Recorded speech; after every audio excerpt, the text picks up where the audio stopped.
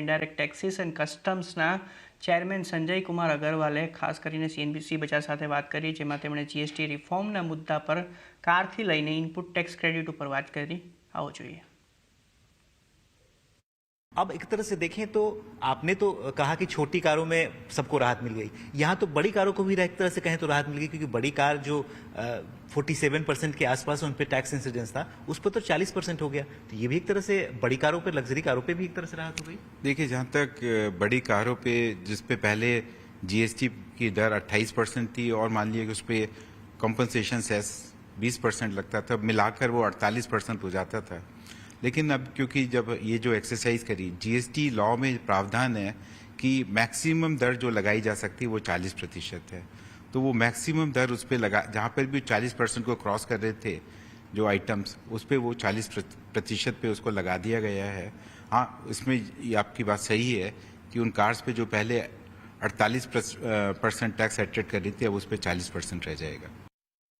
कई सारे ऑटोमोबाइल कंपनियों ने डीलर के पास अपने गाड़ियों को भेजा फेस्टिव सीजन सेल्स के एंटिसिपेशन में, और जब डीलर ने ऑटो कंपनियों से लिया ये कार तो कंपनसेशन सेस ऑलरेडी उन्होंने दे दिया है. अब 22 तारीख के बाद अब ये रेट घट जाएगा, कंपनसेशन सेस हट जाएगा. तो इनके पास जो कंपनसेशन सेस का अमाउंट एक्यूमुलेट हो रहा है उसको सेट ऑफ कैसे करेंगे, क्योंकि नियम ये कहता है कि कंपनसेशन सेस को कंपनसेशन सेस के अगेंस्ट ही आप सेट ऑफ कर सकते हैं. इसका क्या आपने कुछ रास्ता निकाला है? देखिए, जैसे इसमें जो कार्स हैं जिसपे कि GST प्लस कॉम्पनसेशन सेस लगकर उसकी जो मैन्युफैक्चरिंग यूनिट से क्लियरेंस हुई थी और अब वो कार डीलर के पास में है, तो डीलर उस पर अपना GST का ITC ले लेगा और कॉम्पनसेशन सेस का उसने ITC ले लिया.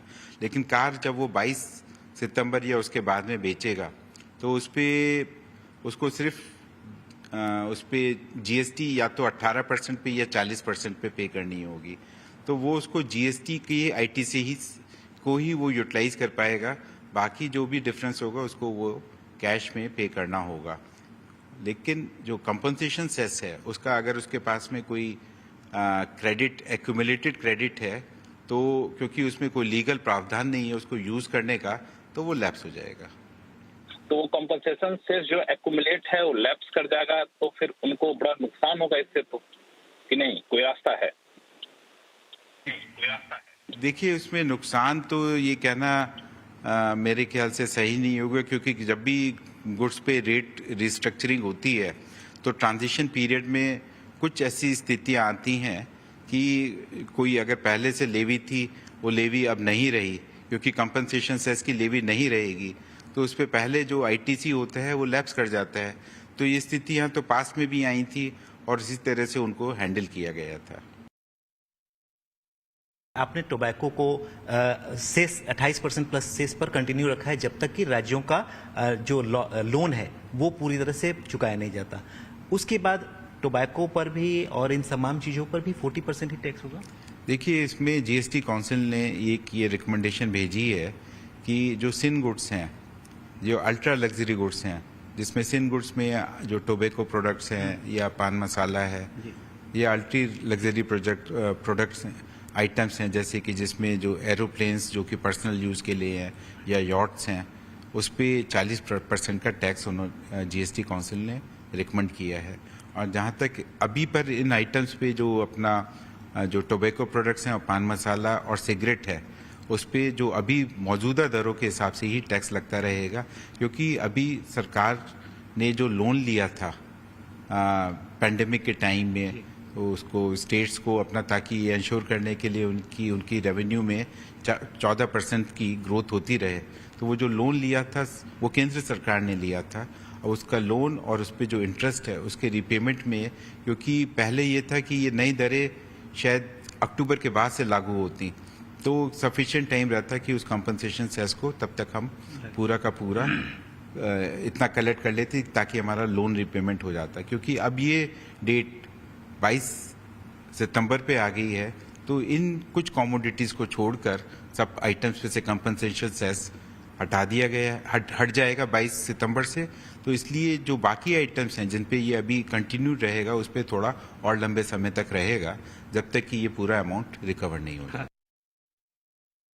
कई सारी चीजों पर एग्जाम्प्ट कर दिया गया है और कई जगह पर नील है।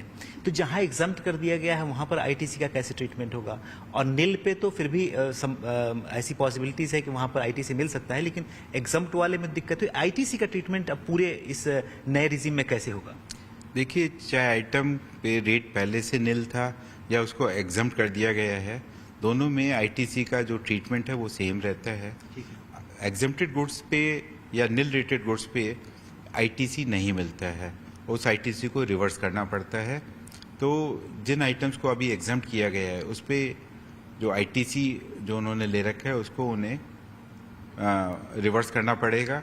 और जहाँ तक उस पे उसकी कीमतों में कमी की बात है, उसमें कीमतों में डेफिनेटली, क्योंकि ऐसा नहीं है कि उन आइटम्स कि जब वो सेल होती थी, सप्लाई करते थे, तब उस पर कोई भी वो अपनी पूरी लायबिलिटी आईटीसी से डिस्चार्ज करते थे। कुछ ना कुछ उसमें वो कैश में भी पेमेंट करते थे। अब वो जो कैश में जो उनको अपना टैक्स पेमेंट के लिए जो सरकार को जो टैक्स भरना पड़ता था, कैश वाला कंपोनेंट, वो नहीं भरना पड़ेगा। टू दैट एक्सटेंट उसकी जो आइटम की जो प्राइस प्लस टैक्स, उसका जो कंबाइंड वैल्यू थी उसमें कमी आएगी।